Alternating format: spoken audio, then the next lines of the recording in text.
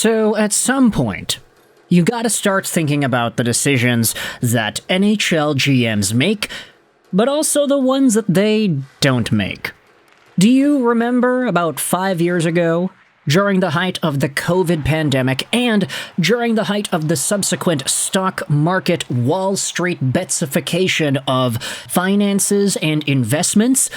I feel like during this time, the phrase, "diamond hands, to the moon," was an overly satirical, yet popularized sentiment that folks around the internet were spewing because, hey, stocks are going down, stuff's coming back up, Bitcoin's going through the roof, and Tesla is making people 2, 3, 4 times their money depending on when you got in and what kind of calls you had. But nevertheless, the term diamond hands was a very popular thing back then, talking about how sometimes you just gotta wait.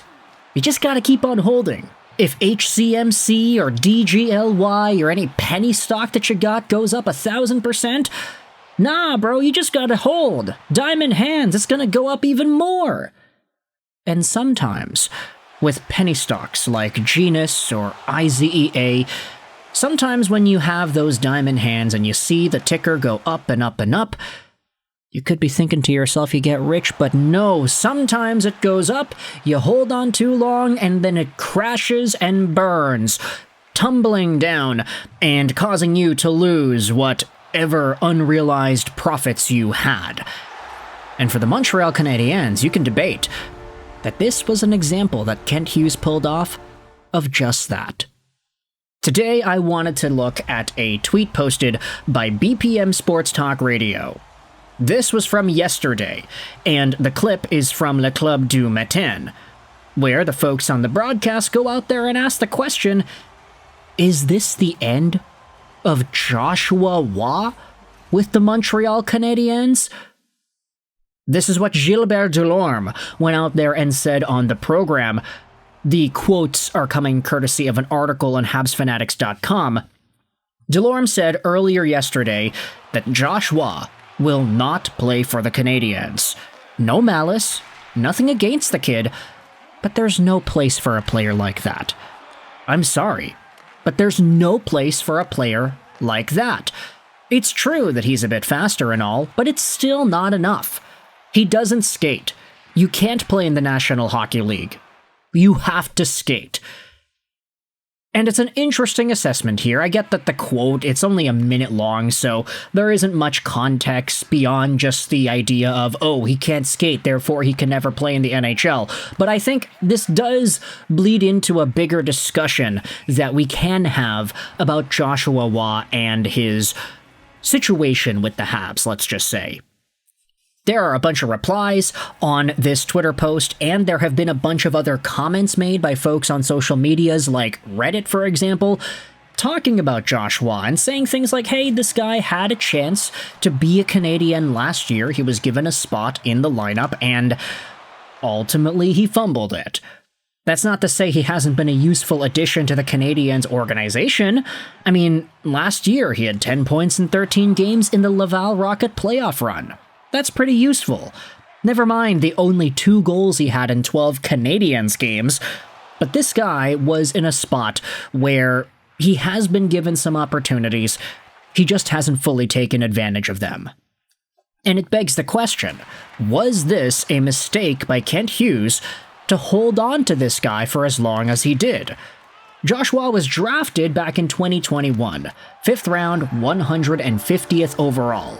He's 22 years old right now, but you could definitely say that based off the way some of these guys have played in the preseason, I think you would rather have a Kapanen on the Montreal Canadiens versus a Josh Waugh. I think Owen Beck has put his name in that conversation. I think Philip Machar even has looked a lot better comparative to the expectations. So Josh Waugh has some competition if he wants to see himself break onto the Canadian squad in 25-26.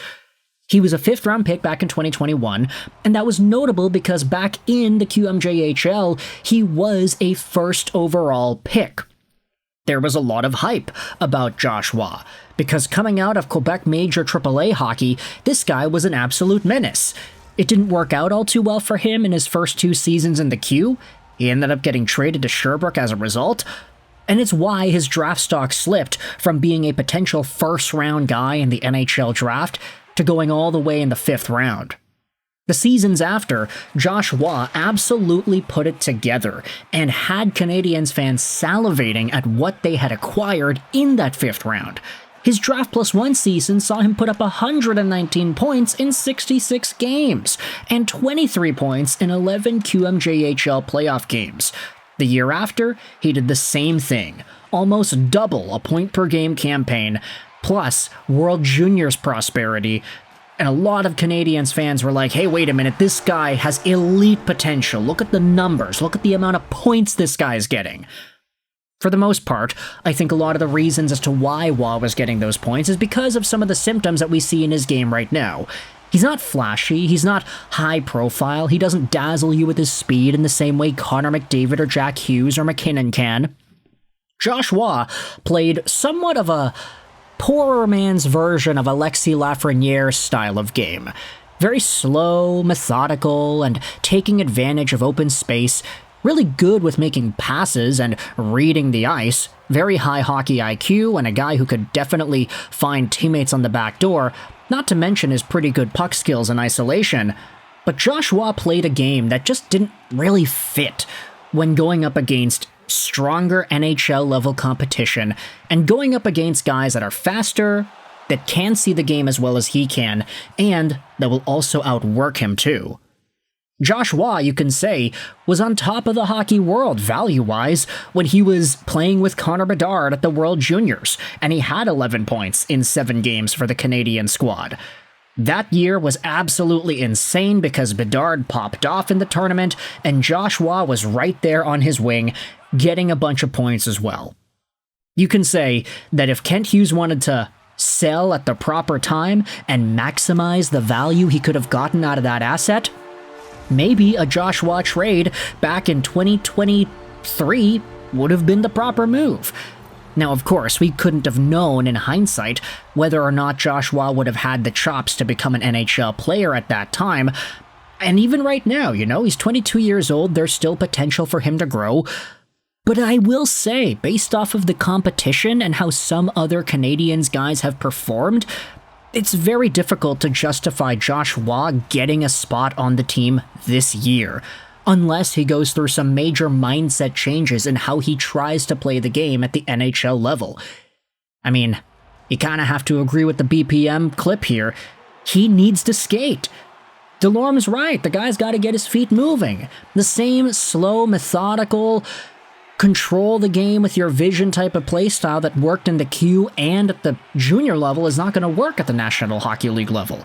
There are going to be guys outworking him, outpacing him, outskating him, and he hasn't found a way to provide more value beyond that. So, I ask you, was this a mistake by Kent Hughes, with hindsight included, of course, to not trade away Josh Waugh when his value was at its peak 2 years ago when he was lighting the Q on fire and doing the World Juniors a service alongside of Connor Bedard? Do you think it was kind of a missed opportunity? Do you think the Canadiens have a gem of a pickup here still? Or is he looking a lot more just a run-of-the-mill 5th-round pick that is getting outworked and outplayed by first-round guys and players that are a little bit younger than him? If you enjoyed this video, please click the like button. If you did not, then hey, the dislike button is there for you too. Comments are greatly appreciated. They help out with the algorithm. Let me know what your thoughts are on Josh Waugh and his situation. I hope you enjoyed this British Rolls 99. And bye.